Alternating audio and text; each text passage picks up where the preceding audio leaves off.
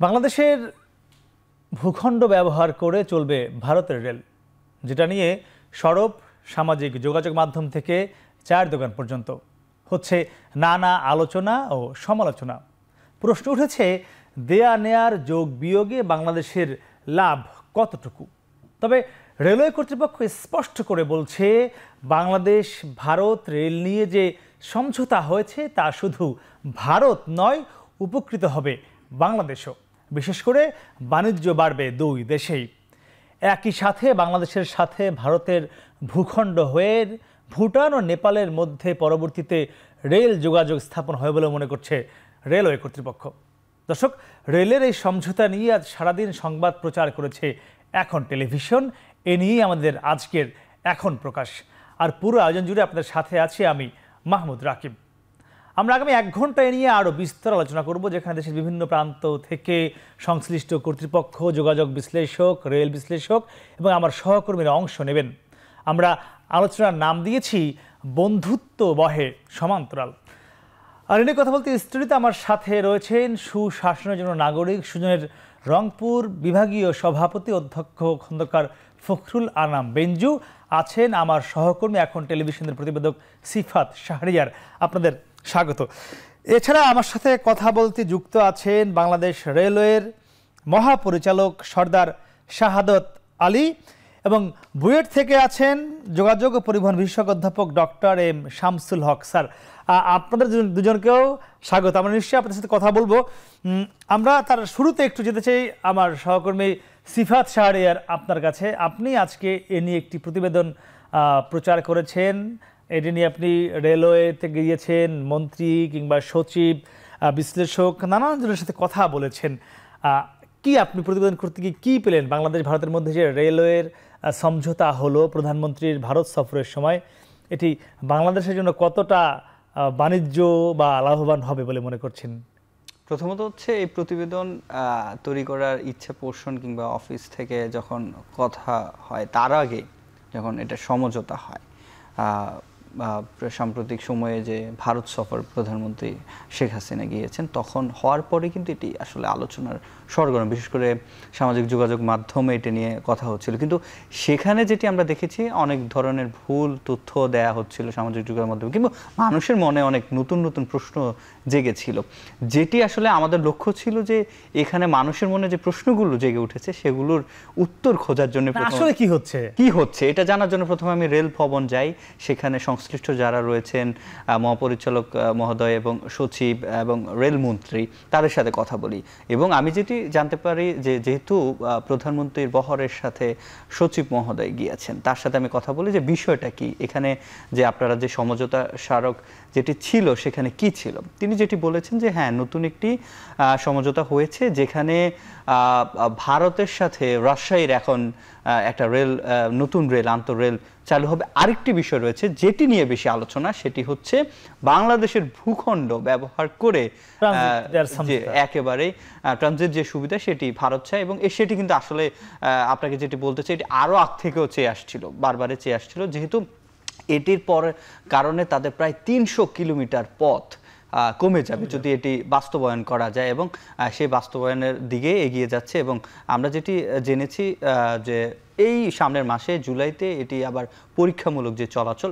সেটি করা হবে এবং সম্ভবত যেই যাচাই সেটি করা হবে। আমরা রেলওয়ে কর্তৃপক্ষের সাথে কথা বলেছি, তাদেরকে প্রশ্ন করেছি এটি কি শুধুমাত্র ভারতই তাদের লাভের জন্য কি এ সমঝোতা করেছে কিনা। তারা বলছেন না, এটি আসলে দুই দেশের যে সম্পর্ক সেটি তো বৃদ্ধি পাবে, সেই সাথে এই পথ ধরে শুধুমাত্র ভারত না, নেপাল ভুটানের সাথে নেপালের সাথে এখনও আমাদের 2টি পণ্যবাহী যে ট্রেন সেটি চলাচল করে, তারা আমাদেরকে যেটি বলেছে, সেই সাথে আরও কিছু যাত্রীবাহী 3টি ট্রেন রয়েছে, মিতালি, মৈত্রী রয়েছে।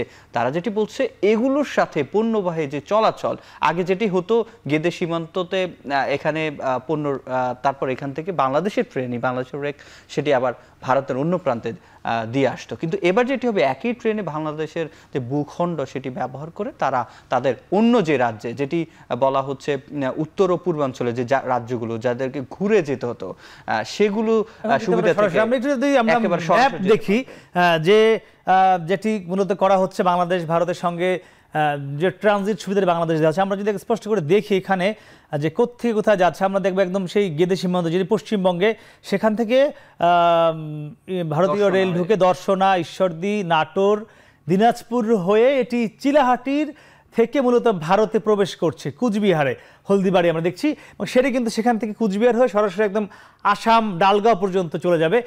এবং এখানে যে বিষয়টি হয়েছে, তা ভারত কিন্তু সে আসামের ডালগাঁও থেকে ভুটান পর্যন্ত তাদের রেল লাইন একটি রয়েছে, সেখানে সম্ভবত 57 কিলোমিটার একটি রেলপথ তাদের নতুন করে করতে হবে। এখানে যেটি আমার কাছে প্রশ্ন, আমাদের সঙ্গে রয়েছেন রংপুরের একজন অতিথি, আপনার কাছে জানতে চাই, বা আপনি তো ওই অঞ্চলের মানুষ, এই চিলাহাটি কিংবা পার্বতীপুর আপনাদের এলাকাতেই, যদি আমরা এটি কার্যকর হয়, যদি এখন এটি মাত্র সমঝোতা হয়েছে, এখনও কোনো চুক্তিও হয়নি বা চূড়ান্ত কিছুই হয়নি, এটি যদি চূড়ান্তভাবে হয়ে থাকে, সেক্ষেত্রে আপনাদের যারা বৃহত্তর রংপুর এলাকার মানুষ, তারা যদি সরাসরি ভুটান বা সরাসরি নেপাল যেতে পারেন, ভারত তো রয়েছেই, সেটি আমাদের কতটা প্রয়োজন আছে অর্থনীতিতে, বাণিজ্যে, সেক্ষেত্রে রংপুরের সুবিধা কতটুকু হবে, আপনার কি মতামত? ধন্যবাদ আপনাকে। আসলে প্রথমেই যেটি না বললে নয়, সেটা হচ্ছে যে আমাদের ভারতের সাথে সম্পর্ক বরাবরই ভালো ছিল, এখনও ভালো আছে। কারণ আমাদের পররাষ্ট্রনীতিতে যেটা বলা আছে যে কারোর সাথে বৈরিতা নয় এবং বন্ধুত্ব। মহান মুক্তিযুদ্ধের সময় ভারতের সাথে আমাদের যে সহযোগিতা করেছে, নিঃসন্দেহে সেটা আমরা ভুলবার নয় বা আমরা ভুলিনি। কিন্তুটি হচ্ছে যে আমাদের একটা জায়গায় অবিশ্বাস থেকে কিন্তু আজকে কেন সোশ্যাল মিডিয়া থেকে সাধারণ মানুষ এত বেশি এই বিষয়টা নিয়ে কথা বলছে। এর আগে তো ট্রেন চলছে, অন্যান্য পরিবহনও চলছে, কেন এটা নিয়ে হঠাৎ করে কেন এত সরগম হয়ে গেল? তার মূল কারণটি হচ্ছে, সেটা হচ্ছে ভারতের সাথে আমাদের যে দীর্ঘদিনের পানি চুক্তি, এখন পর্যন্ত পানি চুক্তির যে সমস্যাটা, সেটি কিন্তু সমাধান হয়নি। এই পানি চুক্তির জায়গাটা যতদিন পর্যন্ত সমাধান হচ্ছে না, বিশেষ করে তিস্তার পানির যে বিষয়টা, এই প্রবাহ যেটা আমাদের হওয়ার কথা ছিল, বঙ্গবন্ধুর সাথে চুক্তি হয়েছিল, পরবর্তীতে 96-তে আবার চুক্তি হয়েছে, সেই চুক্তিগুলোর পরে যতটুকু পানি পাওয়ার কথা শুকনো মৌসুমে, সেই পানিটা পাওয়া যাচ্ছে না বলেই কিন্তু আজকে পুরো তিস্তা অঞ্চল 120 কিলোমিটার জায়গা মরুভূমিতে পরিণত হয়েছে। সুতরাং সেখান থেকে এই প্রশ্নটা আমাদের রংপুর অঞ্চলের মানুষের, আসলে কি আমরা ট্রেন দিয়ে বিনিময়ে আবার কি পানির কথা আসবে যে আমরা ট্রেন দিয়ে পানি নেব, না পানির জন্য আমরা ট্রেন দিচ্ছি? প্রশ্নটা কিন্তু এখানে রংপুরের ওই অঞ্চলের মানুষের, আসলে আমরা কতটুকু উপকৃত হচ্ছি বা হব আমরা। সুতরাং এই জায়গাটা যেহেতু চিলাহাটি হয়ে ঢুকছে, তার আগে হচ্ছে হলো পার্বতীপুর আছে, আমার দিনাজপুরের বড় একটি অঞ্চল ওখানে, এবং আমার রংপুর অঞ্চলের, এই অঞ্চলের কোন ধরনের পণ্য যাবে? চুক্তিটা যে হচ্ছে, সেই চুক্তিতে বাংলাদেশের বিশেষজ্ঞ কারা কারা সংযুক্ত ছিলেন, ভারতীয় বিশেষজ্ঞ কারা ছিলেন, ভুটান এবং নেপালের কথা বলা হচ্ছে, সেখানে ভারত নেপালের বিশেষজ্ঞ কারা ছিলেন, এই 4 দেশের বিশেষজ্ঞ মিলে কি একটা প্যানেল করা হয়েছিল, বিশেষজ্ঞ প্যানেল, যে প্যানেল একসঙ্গে বসে সিদ্ধান্তটা নেবে যে বাংলাদেশের এত বড় একটা দীর্ঘ ভূখণ্ড ব্যবহার করার পরে আমার রেভিনিউ কতটুকু আসবে, কোন ধরনের পণ্য পরিবহন হবে, সেই ক্ষেত্রে উত্তরাঞ্চল এবং দক্ষিণ অঞ্চলের মানুষ কতটুকু উপকৃত হবে। যেহেতু রংপুর অঞ্চল এখন পর্যন্ত শিল্পে অনগ্রসর এলাকা, এখনও যেখানে কৃষি নির্ভরীয় এলাকাটা, সেই এলাকা থেকে কোন ধরনের পণ্য ভারত কিংবা নেপাল কিংবা ভুটানে যাবে, সেই বিষয়গুলো কিন্তু আছে। এবং চুক্তির স্বচ্ছতাটা কতটুকু এবং এটা কতটুকু টেকসই হবে এই চুক্তিটি, কারণ বাংলাদেশের মানুষ জানতে চায়। বিগত দিনে বারবার কিন্তু তারা এই প্রশ্নের সম্মুখীন হয়েছে, চুক্তি হয়, চুক্তির ভিতরে কি শর্ত থাকে, এটা কিন্তু তারা, এটি নিয়ে রংপুরের মানুষ একটু দ্বিধা হচ্ছে। আমরা একটু আমাদের সঙ্গে রেলের ডিজি রয়েছেন, আমরা তার সাথে কথা বলবো। তার আগে একটু যেতে চাই, আমাদের সঙ্গে রয়েছেন বুয়েটের বিশেষজ্ঞ পরিবহন ও যোগাযোগ খাতের অধ্যাপক ডক্টর শামসুল হক। স্যার আপনি একটু বলবেন, আপনার কাছে জানতে চাই, আপনি দীর্ঘদিন ধরে বাংলাদেশ বা আমাদের আন্তঃ এশিয়া অঞ্চল বা এই অঞ্চলের যোগাযোগ নিয়ে কাজ করছেন। স্যার এই যে সমঝোতা যেটি হলো বাংলাদেশের মধ্যে ভারতের যে রেল ট্রানজিট, এটি স্যার আমি যে জানতে চাই একদম সোজা কথায়, বাংলাদেশের লাভ স্যার কোন কোন ক্ষেত্রে হচ্ছে বলে আপনি মনে করছেন?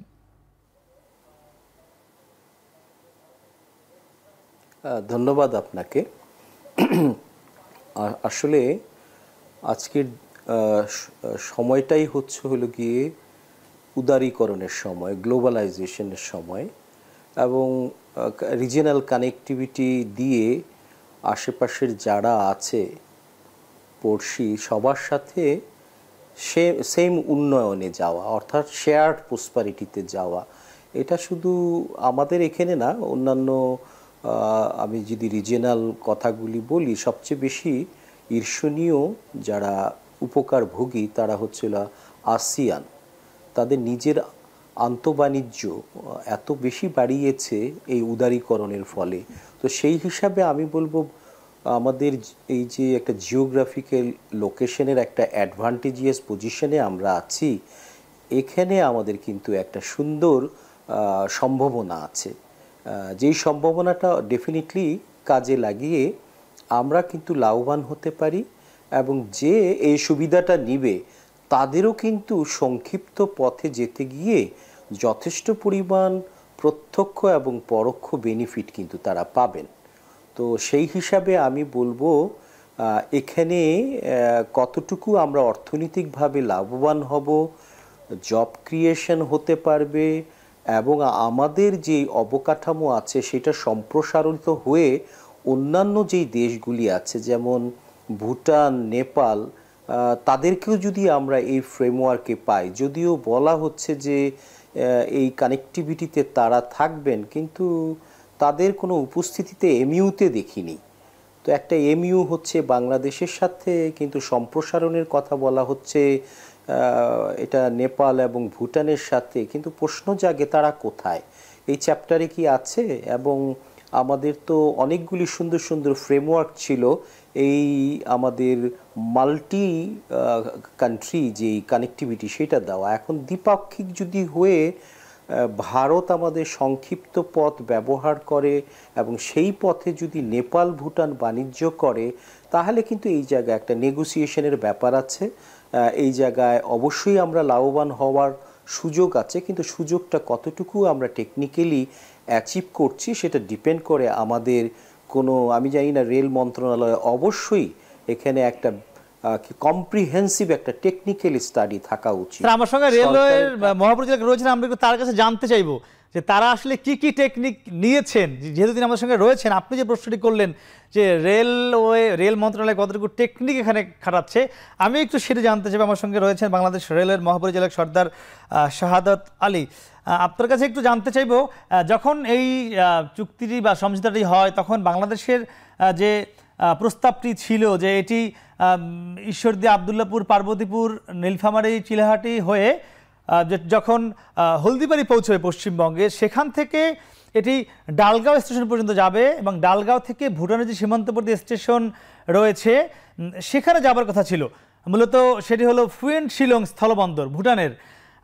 আমাদের এই যে সমঝোতাটি হচ্ছে বা হলো, এটি কি মূলত সেই ভুটানের যে ফুয়েন শিলং স্থলবন্দর সেই পর্যন্ত যাচ্ছে কিনা, এবং বাংলাদেশ সরাসরি এই ভারত হয়ে ভুটান এবং নেপালের সঙ্গে রেল যোগাযোগ স্থাপন হবে কিনা এই সমঝোতার মাধ্যমে, সেটি জানতে চাই। জি, আমার জনাব সর্দার শাহাদাত আলী, আপনি নিশ্চয়ই কথা শুনতে পাচ্ছেন?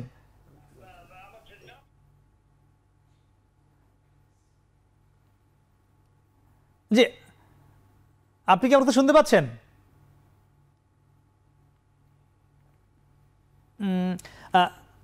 সম্ভবত আমার কথা উনি শুনতে পাচ্ছেন না।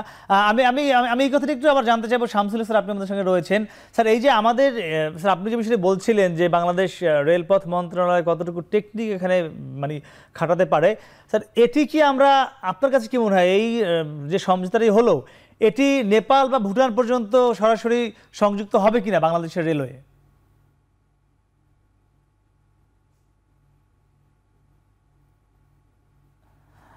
আমরা তাদের সঙ্গে ফিরবো একটু। এখানে আমাদের সঙ্গে টেকনিক্যাল একটি ঝামেলা হচ্ছে, আমরা একটু আপনার কাছে ফিরতে চাই। নিশ্চয়ই আমরা কথা শুনবো আমাদের যারা অতিথি রয়েছেন তাদের কাছে। মানে এই যে বিষয়ে আপনি বলছিলেন যে একটি মানে আপনাদের রংপুরবাসীর মধ্যে একটি বিশ্বাসের কথা বলছিলেন, কিন্তু এবার যে সমঝোতাটি হলো এটি তো রেলওয়ে বলছে যে এটি সরাসরি বাংলাদেশ থেকে ভারত হয়ে ভুটান এবং নেপালের সঙ্গে একটি সরাসরি রেলপথ হবে। সেটি যদি হয় সেটির ক্ষেত্রে রংপুর অঞ্চলের বাণিজ্যিকভাবে কি সুবিধা পেতে পারে? না, আসলে বুয়েটের শামসুল হক স্যার যেটা বলছিলেন আমি ওনার সাথে একেবারেই একমত। কারণ ওনাদের মতো বিশেষজ্ঞ যারা, তাদের মতামত কতটুকু নেওয়া হয়েছে আমি কিন্তু এর আগেও বলেছি। যেহেতু 3টা রাষ্ট্র আমাদের দেশের সাথে সম্পৃক্ত এই রেল বাণিজ্য, এখন যদি বাণিজ্যিক দৃষ্টিকোণ থেকে হয় তাহলে আমি কতটুকু উপকৃত হব, আমার যে বিনিয়োগটা এখানে, আমার রেলপথ ব্যবহার করতে যে আমার যে বিনিয়োগটা হবে সেই বিনিয়োগের মাত্রাটা কত, এবং সেখান থেকে ভুটানের কাছে আমার কতটুকু আসবে এবং নেপালের কাছ থেকে আমার কতটুকু আসবে, এবং ওই সীমান্তে রেলওয়ের যে পথটা তৈরি করার কথা, সেই পথটায় বাংলাদেশের বিনিয়োগ কতটুকু থাকবে, ভারতের বিনিয়োগ কীরকম থাকবে, সেটা স্পষ্ট এই হওয়া দরকার। জায়গাগুলো কিন্তু অস্পষ্ট হয়ে আছে। স্পষ্ট হবে। আমি আপনার কাছে আবার ফিরবো, আমাদের সঙ্গে আবার যুক্ত হয়েছেন রেলওয়ের মহাপরিচালক সর্দার শাহাদাত আলী। জি, আপনি নিশ্চয়ই শুনতে পাচ্ছেন রেলওয়ের মহাপরিচালক। আপনার কাছে আমার প্রশ্ন ছিল, আপনাদের যে প্রস্তাব ছিল মূলত ভারতের সঙ্গে, যে এই রেলপথটি ঈশ্বরদী, নাটোর, দিনাজপুর, নীলফামারী, চিলাহাটি হয়ে এটি পশ্চিমবঙ্গের কোচবিহার, হলদিবাড়ি যাবে, সেখান থেকে এটি ডালগাঁও স্টেশন পর্যন্ত যাবে, যেটি ভুটানের সীমান্তবর্তী স্টেশন, এবং সেখান থেকে এটি ভুটানের ফুয়েন শিলং স্থলবন্দর পর্যন্ত যাবে, যেটি কিনা ডালগাঁও থেকে আরও 100 কিলোমিটারের দূরত্ব রয়েছে। তো এই বিষয়টি জানতে চাচ্ছি, এই ট্রেনটি সরাসরি ভুটানের সঙ্গে গিয়ে সংযুক্ত হবে কিনা, অর্থাৎ বাংলাদেশের মানুষ সরাসরি ভারত হয়ে রেলে চড়ে ভুটান যেতে পারছে কিনা?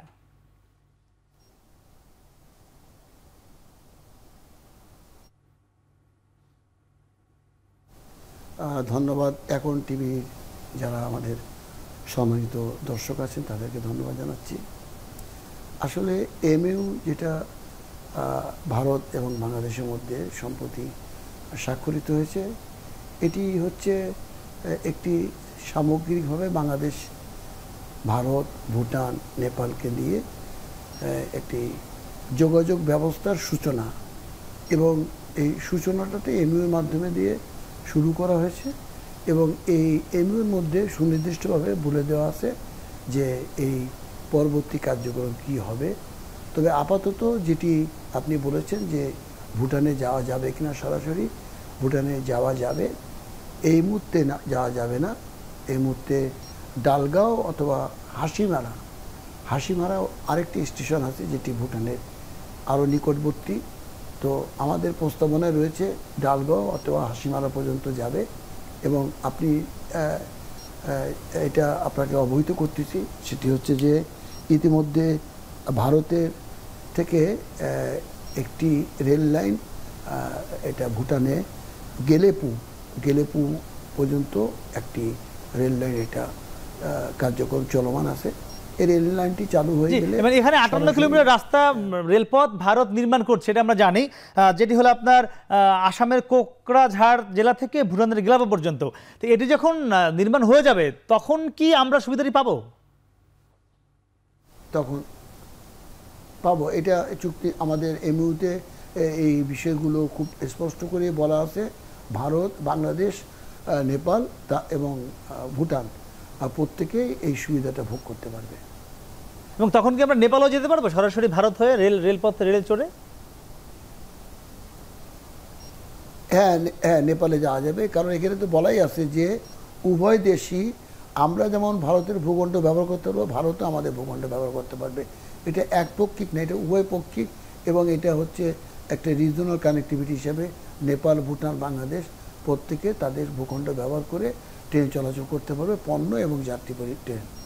জি, আপনি আমাদের সঙ্গে থাকুন। আমরা একটু ফিরতে চাই অধ্যাপক ডক্টর শামসুল হক স্যারের কাছে। আমি তার কাছে জানতে চাই, স্যার, আপনি জানেন যে চিলাহাটির যে রেলপথটি রয়েছে, এই রেলপথটি অনেক পুরনো এবং দুর্বল বলা হয়, এবং সেখানে একটি রেল যখন চলে তখন অন্য পাশ থেকে রেল আসলে সেটি ওই স্টেশনে থামতে হয়, সেটি স্টেশন ক্রস করার পরে আবার ওই রেলটি চলতে পারে, এমন একটি অবস্থা। এবং যখন এই বিষয়টি, চিলাহাটির রেল লাইনটি এমন দুর্বল, তখন এই ভারতের যখন আবার মালবাহী গাড়ি চলা শুরু করবে বাংলাদেশের ট্রানজিট হয়ে, এই রেলপথের যারা যাত্রী রয়েছে বাংলাদেশের অভ্যন্তরে, তাদের দুর্ভোগ আরও বাড়তে পারে কিনা, বা যে ভারতের যে রেলগুলো যাবে বাংলাদেশের ট্রানজিট হয়ে, সেই রেলগুলো খুব সুন্দরভাবে কোনো ঝামেলা ছাড়া যেতে পারবে কিনা, আমি একটু সে উত্তর জানবো। তবে স্যার, তার আগে নিচ্ছি দর্শক ছোট্ট একটি বিরতি, ফিরছি একটু পরেই, সঙ্গেই থাকুন।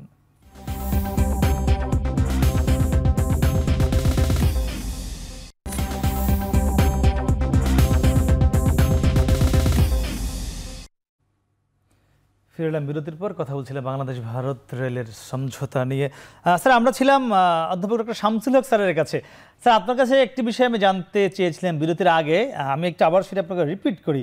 সেটি হলো দর্শনা চিলাহাটি যে রেলপথ রয়েছে, এটি কিন্তু বেশ পুরনো, এবং এখানে বর্তমানে কিন্তু এই রেলপথটিতে ওভারলোডেড রয়েছে, 6টি সেকশনের মধ্যে 3টি ওভারলোডেড, এবং এটি বলা হয়েছে যে এই পথে বাংলাদেশ যে ব্রড গেজ রেলপথ রয়েছে সেখানে ভার বহনের ক্ষমতা রয়েছে 22.5 টন। আর ভারতের রেলপথে ভার বহনের ক্ষমতা রয়েছে 22.82 টনের, একটু কম। তো সেক্ষেত্রে এই দর্শনা চিলাহাটি যে এমনি মানে পুরনো আমাদের এই পথটি, সেখানে যখন এই 22.82 টনের রেল চলবে, সেক্ষেত্রে আমাদের এই দর্শনা চিলাহাটির রেলপথের এই ভার বহনের মানে সক্ষমতা কতটুকু রয়েছে, এবং এটি আমাদের যে বর্তমান যে যাত্রীবাহী রেল বা মালবাহী রেল চলছে অভ্যন্তরে, সেখানে কোনো প্রভাব পড়তে পারে কিনা? ধন্যবাদ। আমার মনে হয় রেল মন্ত্রণালয় এবং বিশেষ করে বাংলাদেশ রেলওয়ে, তাদের কিন্তু বিরাট একটা দায়িত্ব আছে। তারা বাংলাদেশের একটা রিসোর্স শেয়ার করতে যাচ্ছে। কতটুকু শেয়ার করা যাবে আমার সক্ষমতা অপারেশনাল পয়েন্টে এবং ফিজিক্যাল ইনফ্রাস্ট্রাকচারের ক্যাপাসিটি পয়েন্টে আছে কি না, এই তথ্য উপাত্তগুলি সুনির্দিষ্টকরণ করে কিন্তু গভর্নমেন্টকে দেওয়া উচিত। আমি জানি রেলওয়ে একটা পেশাদারি অর্গানাইজেশন, তারা এই ভুলটা করবেন না। একটা সমীক্ষা রিপোর্ট করে রেখেছেন নিশ্চয়ই যে আমার এই লাইনের অবস্থাটা কি, কন্ডিশনটা কি, কতটুকু ধারণ ক্ষমতা আছে, এবং এইটা জরাজীর্ণ অবস্থায় যদি থাকে, আমি একটা আন্তর্জাতিক স্ট্যান্ডার্ডে অন্য একটা দেশকে আমি ব্যবহার করতে দিব, এর সেফটি, সিকিউরিটি, ভার বহন ক্ষমতা সব কিছু কিন্তু দেখে আমাকে কিন্তু পরামর্শটা দিতে হবে। সরকার হয়তো তার নিজের অবস্থান থেকে সিদ্ধান্ত নেবে, কিন্তু রেলওয়ে অবকাঠামো উন্নয়ন, মেরামত এবং পরিচালনার ক্ষেত্রে তার যেই ডেটাবেসটা আছে, এটা অবশ্যই এটা শেয়ার করতে হবে, শুধু বর্তমান প্রেক্ষাপটে না, ভবিষ্যতেও। বাংলাদেশে এখন ট্রেনটা আমি দেখি অনেক এক্সপ্রেস ট্রেন আসতেছে। তো এইসব ক্ষেত্রে আমরা প্রায়োরিটিটা কাকে দিব? আমাদের ট্রেনকে দেব, নাকি আমরা যে দ্বিপাক্ষিকভাবে আমি রিজিনাল কানেক্টিভিটি ফ্রেমওয়ার্কে ইন্ডিয়ানকে করিডোর ব্যবহার করার সুযোগ দিচ্ছি?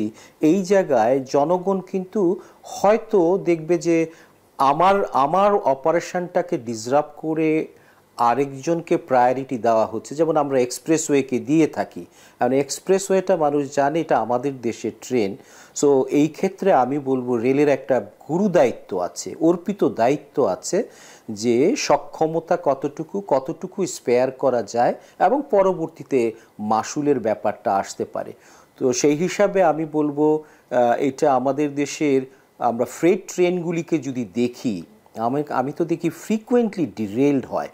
এই জরাজীর্ণ রেল এবং সেতু এবং কোথাও সেকশনে একটা সিঙ্গেল একটা লাইন আছে। তো এইসব ক্ষেত্রে অপারেশনাল যে জটিলতা এবং ডিরেলমেন্ট যে পোটেনশিয়ালটা আছে, আমাদের ট্রেন উল্টিয়ে কিছু পড়ে গেল, আর এটা যদি অন্য দেশকে আমি আহ্বান জানিয়ে তার যদি দেখা যায় রেলের ডিরেলমেন্ট হচ্ছে অথবা লেভেল ক্রসিংয়ে দুর্ঘটনা ঘটে জনরোষের কবলে পড়ে কিছু একটা হয়ে গেল, এইসব জায়গাগুলি কিন্তু অত্যন্ত যত্ন করে দেখতে হবে। আমাদের আবার পাথর ঢিল মারে, তারপরে রেল লাইন কেটে ফেলে। স্যার আমি আপনার বিষয়টি স্যার বুঝতে পেরেছি। আমি স্যার আপনার কাছ থেকে প্রশ্নটি নিয়ে আমি সেই প্রশ্নটি করতে চাই বাংলাদেশ রেলের মহাপরিচালক সর্দার শাহাদাত আলী আপনার কাছে। কতটুকু সক্ষমতা আছে আমাদের এই ভারতের রেল বহন করার, আমাদের সেবা বিদ্যমান রেখে?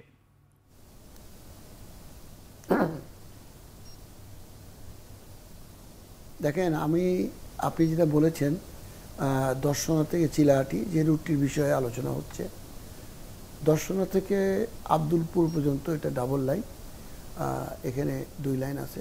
আব্দুলপুর থেকে চিলাহাটি পর্যন্ত সিঙ্গেল লাইন। তো এটি জরাজীর্ণ অথবা এই লাইনটি সম্পর্কে যেভাবে বলা হচ্ছে বিষয়টি আসলে এরকম না। কারণ এইটার উপর দিয়ে প্রতিদিন আমার আনুমানিক প্রায় 22 থেকে 24টা ট্রেন আমাদের যদি মালগাড়ি সহ যদি ধরি, তাহলে আপনি ধরে নিন 28 থেকে 30টা ট্রেন প্রতিদিন চলাচল করে এই লাইন দিয়ে, এবং ঢাকার সঙ্গে বা অন্যান্য অঞ্চলের সঙ্গে সংযুক্ত আছে। তো একটি লাইনে যদি দৈনিক যদি 30টা ট্রেন জি আমরা শুনতে পাচ্ছি লাইন থেকে যদি দৈনিক 30টি ট্রেন চলাচল করে, তাহলে সেটি জরাজীর্ণ বলাটা বোধহয় ঠিক হবে না, কারণ এটি জরাজীর্ণ না। তবে হ্যাঁ, লাইনটি যেহেতু পুরনো লাইন, সেখানে কিছু সংস্কারের বিষয়টি থেকে যায়, আমরা যে কাজটি নিয়মিত করে থাকি। এবং ভারতের ট্রেন যদি চলাচল করে তাহলে আপনাদেরকে অবহিত করতে যাচ্ছি যে ভারত থেকে কিন্তু এখন পণ্যবাহী ট্রেন নিয়মিত আসছে এবং সেটি কিন্তু এই রুট দিয়েই চলাচল করছে। যেমন চিলহাটি থেকে যখন পাথরের ট্রেন আমাদের বাংলাদেশে আসছে এবং সেটি বাংলাদেশের অভ্যন্তরে আসে, ঠিক একইভাবে বিভিন্ন অঞ্চল থেকে ভারতে যে সমস্ত গন্তব্যে যে সমস্ত মালামাল যাচ্ছে, এটি খালি হওয়ার পরে আমরা কিন্তু এই ট্রেনগুলো কিন্তু চিলহাটি দিয়ে অনেক সময় আমরা ভারতে পাঠিয়ে দিচ্ছি। তার মানে কি? তার মানে আমাদের এই এক্সিস্টিং ব্যবস্থার মধ্যে দিয়েই কিন্তু আমরা ট্রেন চলাচল করাচ্ছি। সেক্ষেত্রে ভারতের ট্রেন যদি আমাদের অভ্যন্তর থেকে চলাচল করে তো সেটি আমাদের দেশের অভ্যন্তরে ট্রেনগুলো চলাচল করছে তাদের জন্য খুব বিশেষ সমস্যা হবে, এই বিষয়টি আমরা এভাবে মনে করছি না। তবে ট্রেনের ফ্রিকোয়েন্সিটা কত হবে সেটি একটি বিবেচ্য বিষয়। আর এখানে যে এমইউ যেটা হয়েছে, এই এমইউর মধ্যে কিন্তু পরিষ্কার করে বলা আছে, এমইউর মধ্যে কিন্তু পরিষ্কার করে বলা আছে যে এখানে একটি এসওপি অর্থাৎ এখানে একটা স্ট্যান্ডার্ড অপারেশন সিস্টেমটা তৈরি করা হবে এবং এখানে একটি স্ট্যান্ডিং কমিটির কথা বলা আছে, যে এখানে একটি স্ট্যান্ডিং কমিটি থাকবে। কমিটিতে বাংলাদেশের রেলওয়ে, রেলপথ মন্ত্রণালয়, পররাষ্ট্র মন্ত্রণালয়, বাণিজ্য মন্ত্রণালয় সহ সংশ্লিষ্ট রাজস্ব বোর্ড থেকে শুরু করে সমস্ত মন্ত্রণালয়ের প্রতিনিধি থাকবে। একইভাবে ভারতে ওই একই রকম প্রতিনিধি থাকবে এবং এই কমিটি ইচ্ছা করলে আরও অতিরিক্ত সদস্য কোঅ্যাপ করতে পারবে এবং এই কমিটি প্রতি 6 মাস পর পর তারা নিয়মিত মিটিংয়ে বসবে এবং এই কমিটি ঠিক করবে ভাড়া কিভাবে হবে, ট্রেন কিভাবে চলবে, কতগুলো ট্রেন চলবে, ফ্রেট ট্রেন চলবে না যাত্রীবাহী কোচ চলবে। সুতরাং এটি একটি সূচনা, আমি আগে বলেছি, এবং যখন এই কমিটি বসবে তখন এই বিষয়গুলো চুলচেরা বিশ্লেষণ করা হবে এবং দেখা হবে যে আমাদের বাংলাদেশ রেলওয়ের সক্ষমতা এবং সুবিধা অসুবিধা রাষ্ট্রীয় বিষয়। তার মানে এখনো কোনো কিছু আসলে মানে চূড়ান্ত হয়নি, এগুলো আলাপ আলোচনা করে চূড়ান্ত করা হবে। আপনাকে ধন্যবাদ, আপনি আমাদের সঙ্গে থাকুন, আমরা আপনার কাছে আরও ফিরবো। আমি শামসুল হকের কাছে যাবো, তবে তার আগে ছোট্ট করে আপনার কাছে জানতে চাই, রেলওয়ের মহাপরিচালক বলছিলেন যে আপনাদের এই লাইনটি চিলিহাটি দর্শনা জরাজীর্ণ নয়, আপনারা তো ওই লাইনে চলাফেরা করেন, একটু জানতে চাই কেমন লাইন? না, আসলে কথাটা জরাজীর্ণ নয়, কথাটা ঠিক না। জরাজীর্ণ বলতে এখন যে আধুনিকায়ন, সেই আধুনিকায়নের সময় যদি আমরা আজ থেকে প্রায় 70-80 বছর বা 100 বছর আগের রেল লাইনের উপর দিয়ে আবার নতুন করে এতটা ভারী ট্রেন, পণ্যবাহী ট্রেন আমরা যদি চালাতে যাই, মহাপরিচালক সাহেব যেটা বললেন যে হ্যাঁ এখনও তো ওই লেন দিয়ে ট্রেন চলছে আর নতুন পরিকল্পনা আমি করছি। নতুন পরিকল্পনা যখন আমি করছি তখন কেন আমি পুরনোর উপর রিস্কটা দিতে যাব? ইদানিংকালে দেখা যাচ্ছে যে রেল দুর্ঘটনা বেড়েছে, এর আগে তো এতটা রেল দুর্ঘটনা বাড়েনি যখন রেলের আধুনিকায়ন করা হচ্ছে। তাহলে আমরা অন্য একটা রাষ্ট্রের সাথে, স্যার যেটি বললেন সেটি হচ্ছে বুয়েটা স্যার, শামসুল হক স্যার যেটি বললেন যে অন্য একটা রাষ্ট্রের সাথে আমাদের কিন্তু একটা সম্পর্ক তৈরি হচ্ছে এবং রেলের যে যোগাযোগ ব্যবস্থাটা হচ্ছে সেইটা করতে যেয়ে যদি কখনো আউটার সিগন্যাল কিংবা অন্য কোনো কারণে যদি দুর্ঘটনা ঘটে যায় তখন পরিস্থিতিটা কি দাঁড়াবে? সুতরাং আমাদের মেজারটা এখন থেকে সেই মেজারটা নিয়ে কিন্তু আমাদের নতুন পরিকল্পনায় যেহেতু আমরা যাচ্ছি, তাহলে কেন আমি পুরনোর উপর নির্ভর করে? আমি আপনার এই প্রশ্নটি একটু করতে চাই, মহাপরিচালক তিনি আমাদের সঙ্গে রয়েছেন, নিশ্চয়ই আমার কথা তিনি শুনছেন। এই যে দর্শনা চিলিহাটি যে রুটটি এখন রয়েছে রেলপথ, এটি কি থাকবে না নতুন করে এটি আরও আপনারা আধুনিকায়ন করবেন বা আরেকটি রেল লাইন করবেন, কোনো পরিকল্পনা আছে কিনা ছোট্ট করে জানতে চাই। না, ইতিমধ্যে আব্দুলপুর থেকে পার্বতীপুর এটার সামগ্রিক সিগন্যালিং ব্যবস্থা, এটা একটি কার্যক্রম আমাদের চলমান আছে। এটা আধুনিক সিগন্যালিং ব্যবস্থা চালু হবে এবং আমি শামসুল হক স্যারকে আমি অবগত করতে জানাচ্ছি যে পার্বতীপুর থেকে ঢাকা পর্যন্ত বর্তমানে যে ডুয়েল গেজ ডাবল লাইনটি আছে, এটি পদ্মা রেল লিঙ্ক প্রজেক্ট যখন শুরু হয় তখন নতুন করে এই রেল লাইনটা বসানো হয়েছে। এটি 70-71 সালের না, এটা অনেক পরে, অর্থাৎ 2003 এটি যখন 2001, 2 বা 3-এর দিকে যখন পদ্মা রেল লাইন আমাদের যেটা বঙ্গবন্ধু সেতু আমরা বলে থাকি, যমুনার উপরে যেটি আছে, অর্থাৎ এইটি কিন্তু যখন শুরু হয় তখন পার্বতীপুর থেকে ঢাকা পর্যন্ত নতুন করে রেল লাইন বসানো হয়েছে, সেটির উপর দিয়ে কিন্তু এখন বর্তমানে ট্রেন চলাচল করছে। জি ধন্যবাদ, আপনি আমাদের সঙ্গে থাকুন। আমরা একটু শামসুল হক স্যারের কাছে জানতে চাই। স্যার এবং ছোট্ট করে জানবো স্যার, আমরা এরপরে বিরতিতে যাব। স্যার মহাপরিচালক বলছিলেন যে স্যার যে রেল লাইনটি আছে এটি যথেষ্ট এখন পর্যন্ত, তারা হয়তো ভবিষ্যতে এটি রক্ষণাবেক্ষণ করবেন। স্যার আপনি কি মনে করেন এই রেল লাইনের উপর দিয়েই এই ট্রানজিট দেওয়া নতুন যে ট্রেন চলবে ভারতের, এটি চলার মতো সক্ষমতা আছে কিনা? স্যার ছোট্ট করে বলবেন, আমরা এরপর বিরতিতে যাব। না, এই ব্যাপারে আমি বলবো আমাদের মাননীয় ডিজি মহোদয় কিন্তু এম্পাওয়ার্ড এই ধরনের ব্যাপারে অ্যাসুরেন্স দেওয়া, কারণ ওনার রেল লাইন উনি কবে বসানো হয়েছে, রক্ষণাবেক্ষণ করে এখন কি অবস্থায় আছে, এই অতিরিক্ত যেই আমরা ট্রাফিক লোডটা নিয়ে আসতেছি এখানে সেই ট্রাফিক নেওয়ার মতো সক্ষমতা আছে কিনা অপারেশনালি এবং ফিজিক্যালি, এটার ব্যাপারে আমি সবসময় প্রত্যাশা করব রেলের ডিজি মহোদয় ভেরি টেকনিক্যালি, এটা নিজের ল্যাটারাল কোনো ইনফরমেশন না, টেকনিক্যালি সার্ভে করে ইন্ডিপেন্ডেন্টলি যদি বলা যায় তাহলে আমার মনে হয় এই জায়গাটার মধ্যে আমাদের যথেষ্ট পরিমাণ সম্ভাবনা আছে এবং আমাদের জড়ো হওয়ার কোনো দরকার নাই, আমরা উদারীকরণের দিকেই যাব। কিন্তু আমাদের যেই ট্রেন অপারেশন আছে সেটা ডিসরাপশন। শিওর আপনি বলেন। হ্যাঁ বলছিলেন। এবং আমাদের দর্শকদের জন্য বলছি যে আমাদের যখন আমরা যে ট্রেন পরিচালনা করে থাকি এটা লোকোমোটিভের এক্সেল লোড এবং আমার কোচের যেটা অথবা ওয়াগানের এক্সেল লোড কত, সেই লোডটার ক্যালকুলেশন করে আমরা নির্ধারণ করে থাকি যে এই লোডটি আমাদের জন্য এটি সঠিক আছে কিনা। এবং এটি যখন উভয় পক্ষ যখন কোনো ট্রেন পরিচালনা করা হয়ে থাকে তখন এইটি টোটাল লোড পার্টিকুলার্স এবং টোটাল ডায়াগ্রাম সেটি উভয় পক্ষ এটা বিনিময় করেন এবং আমাদের এক্সপার্ট দিয়ে এটা পরীক্ষা নিরীক্ষা করে, এবং আমাদের গভর্নমেন্ট ইন্সপেক্টর আছে বাংলাদেশ রেলওয়ে এবং একইভাবে ইন্ডিয়াতে সেফটি ইন্সপেক্টর আছে, তাদের পক্ষ থেকে এটা অনুমোদন হওয়ার পরেই কিন্তু এইটা আমরা চালাবো এবং চালানো হয়। এবং বর্তমানে যে ভারতে যে ওয়াগানগুলো আমাদের দেশে চলছে, আমাদের যে রেলের আমাদের যে লোকোমোটিভ ব্যবহার করছি সেখানে প্রত্যেকটা ওয়াগানে কিন্তু আপনার হচ্ছে ক্যারিং ক্যাপাসিটি 57 থেকে 60 মেট্রিক টন একটা ওয়াগানের, এবং আমরা 30টা ওয়াগান দিয়ে একটা ট্রেন ফর্ম করে ভারতীয় ট্রেন বাংলাদেশে আসার পরে বাংলাদেশের অভ্যন্তরে আমরা কিন্তু চালাচ্ছি। সুতরাং এই টেকনিক্যাল বিষয়গুলো কিন্তু এক্সপার্ট দিয়ে আমরা পরীক্ষা নিরীক্ষা করে কমিটির মাধ্যমে তারপরে সিদ্ধান্তগুলো আমরা নেব।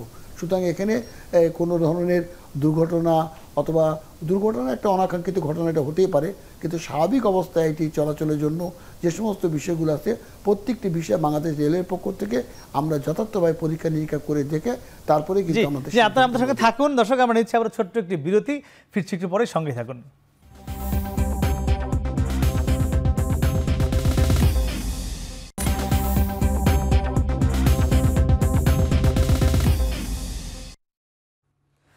ফিরলাম বিরতির পর, কথা বলছিলাম বাংলাদেশে ভারতের মধ্যে সমঝোতা হওয়া রেল ট্রানজিট নিয়ে। আরেকটা আপনার কাছে ফিরতে চাই, আপনি যেহেতু রংপুর অঞ্চলের মানুষ, আপনারা আসলে কী কী প্রত্যাশা করেন যে এই রেলটি যখন চালু হবে, যেটির মধ্যে সমঝোতা হয়েছে, যেটি একদম দর্শনা থেকে চিলাহাটি হয়ে ভারত যাবে, রংপুর অঞ্চলের মানুষের কী কী প্রত্যাশা আছে রেল থেকে? মানে বিশ্বের অনেক দেশ থেকে কিন্তু অনেক দেশের ট্রেন চলে, এটি স্বাভাবিক একটি ঘটনা, এটি কোনো অস্বাভাবিক কোনো বিষয় নয়। এখন আন্তর্জাতিকভাবে এই ব্যবসা বাণিজ্য চলছে, এক দেশে আরেক দেশ পরিবহন নিচ্ছে, আকাশপথ, আমাদের যেটি জলপথ সবই নেবে, এটি স্বাভাবিক ব্যাপার। কিন্তু রংপুর এটি কীভাবে কাজে লাগাতে চায়? আসলে রংপুর অঞ্চল থেকে সবচেয়ে বেশি স্বাস্থ্যসেবা নেবার জন্য কিন্তু ভারতে মানুষ যায়, বিশেষ করে শিলিগুড়ি হয়ে চেন্নাই পর্যন্ত মানুষ যাচ্ছে। তো সেই ক্ষেত্রে যখন এই রুটটা চালু হবে তখন কিন্তু মানুষের প্রত্যাশাটা বাড়বে দু ধরনের। একটা হচ্ছে যে আমি নিরাপদে দ্রুত অল্প পয়সায় আমি ভারতে যাব কিংবা ভুটানে যাব, আমার সড়ক পথ ব্যবহার করে যে পয়সাটা বেশি লাগছে সেই জায়গাটা কিন্তু একটা বড় বিষয় কাজ করবে। নাম্বার 2, যেটা আমাদের ওই অঞ্চলের মানুষের প্রত্যাশাটা বেড়ে যাচ্ছে এ কারণেই যে আমরা সরাসরি ভারতে ট্রেন দিয়ে যাব, ভুটান ট্রেন দিয়ে যাব। এখন মাসুল নির্ধারণটা কিভাবে হবে এবং হলো কাস্টমস ক্লিয়ারেন্সগুলো কোন জায়গায় কোন পয়েন্ট থেকে করা হবে, এটা কি গিয়ে একদম চিলাহাটির পয়েন্টে হবে নাকি হলো আমাদের একদম লাস্ট সীমানা যে জায়গাটায় গিয়ে বর্ডারে ক্রস করবে সেখানে গিয়ে হবে, কোন স্টেশনে হবে? এটা রংপুর অঞ্চলের লোক যারা, বিশেষ করে কুড়িগ্রাম, লালমনিরহাট, নীলফামারী, দিনাজপুর, সৈয়দপুর এই অঞ্চলের যারা, তারা কিন্তু চিলাহাটিকে ব্যবহার করার চেষ্টা করবে এবং পার্বতীপুর একটু দূর হয়ে যাচ্ছে দিনাজপুর থেকে যদিও কাছে। তো সুতরাং এই জায়গাটায় কাস্টম ক্লিয়ারেন্সের যে জায়গাটা, এটা একটা পরিষ্কার হওয়া দরকার। আর ডিজি মহোদয় যেটি বলছেন, আমাদের কিন্তু একটা তিক্ত অভিজ্ঞতা আছে, সেটি হচ্ছে যে আমাদের যে পুরনো যে দুটো ট্রেন আমাদের দর্শনা হয়ে যাচ্ছে, যেদিন করে এই ট্রেনটা আসছে ভারত থেকে যখন ঢুকছে বাংলাদেশের সীমান্তে, আমরা দেখছি যে চোরাচালানি কিভাবে ওই ট্রেন থেকে কিভাবে মাল ফেলে দিচ্ছে, ট্রেনে কিভাবে মানুষ উঠছে। একটা মনে হচ্ছে না যে এটা একটা আন্তদেশীয় ট্রেন, দেখলে মনে হয় যে আমাদের সেই ঈদের আগে যেভাবে ট্রেন যাওয়া আসা করে সেই রকম মনে হয়। কেন এই অবস্থাগুলো তৈরি হয়েছে? তাহলে নিয়ন্ত্রণ কর্তৃপক্ষ, তাদেরকে সোচ্চার হতে হবে এবং নিরাপত্তা একটা বড় বিষয়, নিরাপত্তা একটি বড় বিষয়। কারণ আমাদের কিন্তু ভয় আছে, কেন ভারতের সাথে যখনই কোনো বাণিজ্য চুক্তি হয়, বাণিজ্যের বিষয় আসে, তখন কেন বাংলাদেশের ভিতরে অভ্যন্তরের মানুষ এত বেশি সোচ্চার হয়, সচেতন হয়, এত বেশি? আমরা এটা তার কাছে জানতে চাইবো। আসিফ, আপনার থেকে জানতে চাই, এই যে যেটি ফি বলা হয় যখন ট্রানজিট ব্যবহার করে একটি অন্য দেশের বাহন চলবে, একটি ফি হয়, এটি নিয়ে আপনি সংবাদ সংগ্রহ করতে গিয়ে কোনো তথ্য পেয়েছেন কিনা, এখনো পর্যন্ত নির্ধারণ হয়েছে কিনা এটি মাসুল বা ফি যে নামে আমরা বলি? মাসুলের কথা বলছেন, মাসুলের বিষয়ে আমরা রেলওয়ে কর্তৃপক্ষের সাথেও কথা বলেছি, তাদেরকে জিজ্ঞেস করেছি। জনমনে এই প্রশ্নটা অনেক বেশি যে ট্রানজিট ফি কেমন হবে। কারণ হচ্ছে এই যে নতুন যে রেল লাইন কিংবা পরিকল্পনার কথা বলা হয়েছে, এই নতুন পরিকল্পনায় 1275 কিলোমিটার রেল লাইন, যার মধ্যে শুধু বাংলাদেশে 861 কিলোমিটার এবং ভারতে 212 কিলোমিটার, নেপালে 202 কিলোমিটার। অর্থাৎ বুঝতে পারছেন যে ভারত কিংবা নেপালের চেয়ে 4 গুণ বেশি রেলপথ আমাদেরকে, অর্থাৎ এই যে এখানে রক্ষণাবেক্ষণ ব্যয়, ভূমি ব্যবহার হবে আমাদের এখানে। যেহেতু শুধু বাংলাদেশের ট্রেন না, বাংলাদেশের জনগণ এখানে পরিচালনা করবেন, আমরা লোকোমাস্টার থেকে শুরু করে হয়তো অন্য কেউ, সেগুলো অন্য দেশের। সেক্ষেত্রে আমাদের কিন্তু আলাদা রক্ষণাবেক্ষণ একটা ব্যয় থাকবে এবং সেই সাথে নিরাপত্তার কথা বলছিলেন, চোরাচালানের বিষয় আছে। তো বিষয়টা হচ্ছে যখন নিরাপত্তার বিষয়টি আসে তখন কিন্তু সেটির জন্য আলাদা করে নিরাপত্তার যে ব্যবস্থা সেটি জোরদার করতে হয়, সেখানে একটা ব্যয় রয়েছে। তাহলে সামগ্রিক যে ব্যয়গুলো, রক্ষণাবেক্ষণ, নিরাপত্তা এবং এই পরিচালন যে ব্যয়, সেটি নিশ্চয়ই বেড়ে যাবে। অন্য ট্রানজিট যে ফি হয় সেটির চেয়েও রেলওয়ে কর্তৃপক্ষ যেটি বলছেন এটি কিছুটা বেশি হবে, কিন্তু এখন পর্যন্ত সেটি নির্ধারণ হয়নি। তারা আমাদের, আমি একটু শামসুল হক স্যারের কাছে জানতে চাইবো। স্যার, এই যে ট্রানজিট ফি তো একটি রয়েছে, যেহেতু আমাদের অনেক কিছু ব্যবহার হবে, স্যার এর বাইরে আমরা আর কি কি ভাবে সুবিধা পেতে পারি, বাণিজ্যিক সুবিধা, এই যে ভারতের ট্রানজিট দেওয়া হচ্ছে যে রেল লাইন এখান থেকে?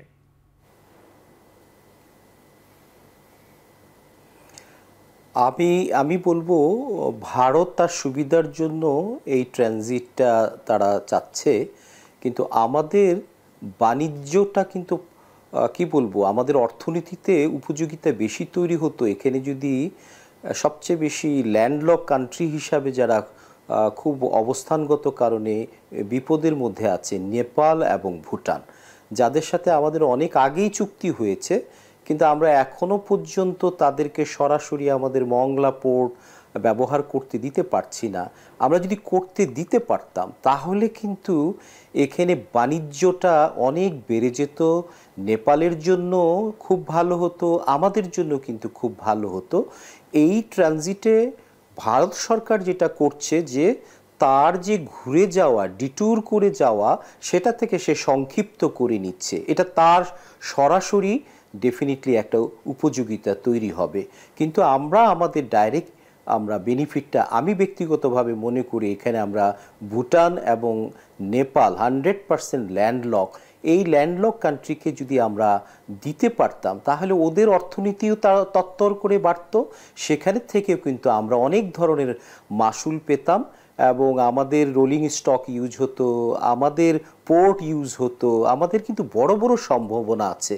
তো আমি যেটা মনে করি এই জায়গায় শুধু দ্বিপাক্ষিক না, এটা এই চুক্তি যদি এমইউ ফর্মেও হয়ে থাকে, দুইজন কেন, এইটা আমাদের সাসেক্স এখন ফ্রেমওয়ার্ক আছে, আমাদের আছে হলো গিয়ে বিমস্টেক ফ্রেমওয়ার্ক আছে, সার্ক ফ্রেমওয়ার্ক আছে, এগুলি কিন্তু করাই হয়েছিল উপ আঞ্চলিক এবং আঞ্চলিক সহযোগিতা স্যার, আমি বাড়ানোর আপনার জন্য। প্রশ্ন ধরেই ওটা করতে পারলে আমরা কিন্তু রেলওয়ের সরাসরি মহাপরিচালককে আরো জানতে বেশি চাই যে লাভ আমাদের আসলে সার্জারি বলল যে ভারতের মাধ্যমে ভুটান এবং নেপালকে ব্যবহার করা এবং সেটি বাংলাদেশ থেকে যে ভারতের রেল চলবে সেটির ট্রানজিট ফি এখন পর্যন্ত নির্ধারণ হলো কিনা, সেটি আমাদের জন্য কতটা অর্থনৈতিক বাণিজ্য বান্ধব, একটু সে উত্তরটা আমি আপনার কাছে জানবো। তবে দর্শক, তার আগে নিচ্ছে আবারও ছোট্ট একটি বিরতি, ফিরছি একটু পরেই, সঙ্গেই থাকুন।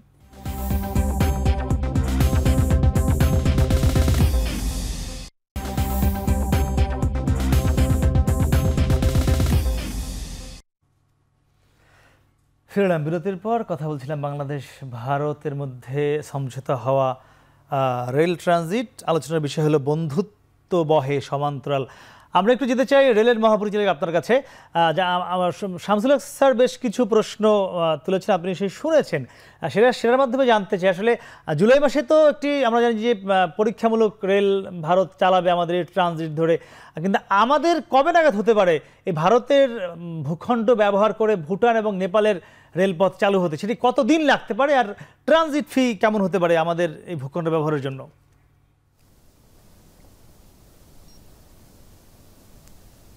আসলে এমইউ মাত্র স্বাক্ষর হয়েছে, ইতিমধ্যে ভারত থেকে একটা প্রস্তাব আমাদের কাছে আছে। সেটি আমরা জানি যে কোনো ট্রেন যদি আমরা পণ্যবাহী অথবা যাত্রীবাহী ট্রেন পরিচালনার আগে একটি ট্রায়াল রান সম্পন্ন করা হয়ে থাকে, যে এটি ফিজিবিলিটি আছে কিনা বা কোনো সমস্যা আছে কিনা। ভারতের পক্ষ থেকে ট্রায়াল রানটার বিষয়ে আমাদের কাছে প্রস্তাবনা রয়েছে।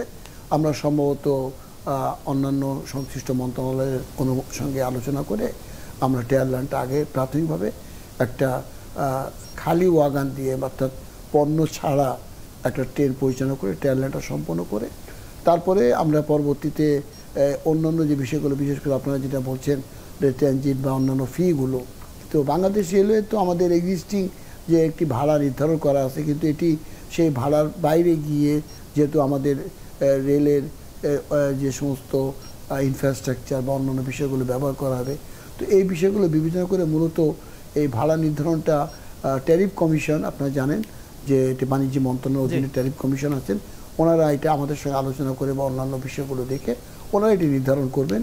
তো এটি আমার মনে হয় যে খুব একটা সমস্যা হবে না, যেটি আমাদের বিধিসম্মত হবে সেটি আমরা নির্ধারণ করে ভারতের কাছ থেকে। জি, আপনাকে অসংখ্য ধন্যবাদ আমাদের সাথে যুক্ত কথা বলার জন্য। একটু আমি শামসুল হক স্যারের কাছে যেতে চাই। স্যার, আপনি কি মনে করেন এই বাংলাদেশ ভারতের মধ্যে রেল যোগাযোগ চালু হলে সেটা যদি আগামীতে ভুটান এবং নেপাল পর্যন্ত গিয়ে পৌঁছায়, এটি আমাদের অর্থনীতির জন্য কতটা ইতিবাচক হতে পারে, ছোট্ট করে জানতে চাই স্যার। অনেক অনেক উপযোগিতা তৈরি করবে, কারণ রিজিনাল কানেক্টিভিটিতে যারাই ব্যবসা বাণিজ্য করছে তাদের ব্যবসা বাণিজ্য কিন্তু প্রসারের ক্ষেত্রে যথেষ্ট ভূমিকা পালন করে এই পড়শি দেশগুলির সাথে কম খরচে বাণিজ্য করার কানেক্টিভিটি এস্টাবলিশের মাধ্যমে। সো আমাদের যেই কোস্টাল বেল্ট আছে, যেখানে বহির্বিশ্বর সাথে আমাদের সুন্দর নৌপথের যোগাযোগ, এবং আমরা মাতারবাড়ির মতো কি বলবো ডিপসি পোর্ট করেছি, এটা আমাদের শুধু অর্থনীতির যে কার্গো জেনারেট করবে সেটা দিয়ে কিন্তু পোষাবে না, আমাদেরকে কিন্তু এই ধরনের অন্যান্য দেশ যারা আছে তাদের সাথেও কিন্তু কানেক্টিভিটিটা এস্টাবলিশ করে আমরা কিন্তু রেভিনিউ স্ট্রিম এখান থেকে নিয়ে আসতে পারি।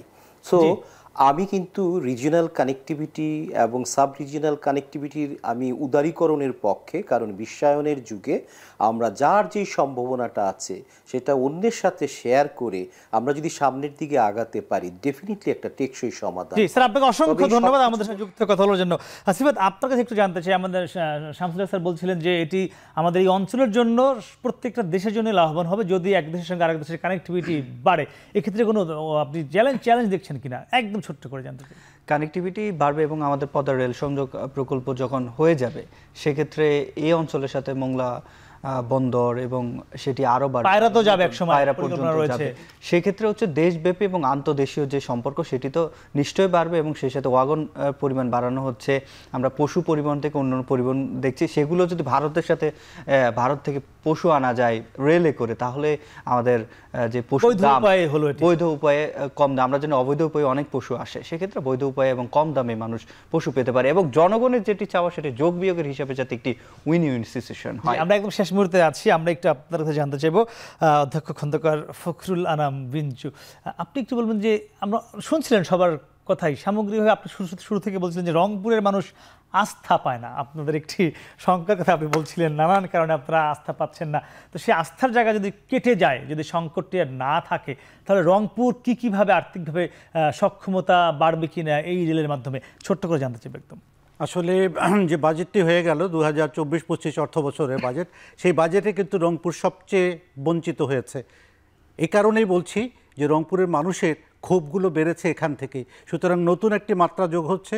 এই মাত্রাটা কিন্তু আজকের না, এটা কিন্তু সার্কভুক্ত দেশগুলোর মধ্যে আন্তদেশীয় কিন্তু চুক্তি হয়েছে, সেখানে আন্তঃবাণিজ্য, পণ্য পরিবহন, এগুলো কিন্তু সব কিছু ছিল। সুতরাং এত পরে হলেও আপনাদের আজকের এই অনুষ্ঠানের প্রতিপাদ্য যেটি ছিল বন্ধুত্ব বহে সমান্তরাল, আমরা সমান্তরাল যেতে চাই না, আমরা একটা জায়গায় এসে মিলিত হতে চাই, পার্শ্ববর্তী রাষ্ট্রের সাথে হৃদয়ে হৃদয় মিলাতে চাই, কিন্তু কারো স্বার্থ ক্ষুণ্ণ করে নয়, সবার স্বার্থকে অক্ষুণ্ণ রেখে একটি ডেফিনেটলি আমার দেশের স্বার্থ সবার আগে। আপনাকে অসংখ্য ধন্যবাদ। দর্শক, আমরা শুনছিলাম বাংলাদেশ ভারতের যে রেল সমঝোতা হয়েছে বাংলাদেশের ট্রানজিট ব্যবহার করে, সেখানে সর্বশেষে কিন্তু সবাই একটি কথাই বারবার বলছিলেন যে শুধুমাত্র ভারত, নেপাল বা ভুটান নয়, যাতে সমান্তরালভাবে সকলের স্বার্থ দেখা হয়, সেখানে বাংলাদেশ যাতে সবার আগে বাংলাদেশের যে অর্থনৈতিক ও বাণিজ্যিক স্বার্থ সেটা নিশ্চয়ই দেখবে, সেটিকে সামনে রেখেই এই ট্রানজিট আগামীতে সফলতার মুখ দেখবে, সেই প্রত্যাশা আজকের মতো শেষ করছি। দর্শক, এই ছিল এখন প্রকাশের আজকের আয়োজন। এতক্ষণ আমাদের সঙ্গে থাকবার জন্য ধন্যবাদ। শুভরাত্রি।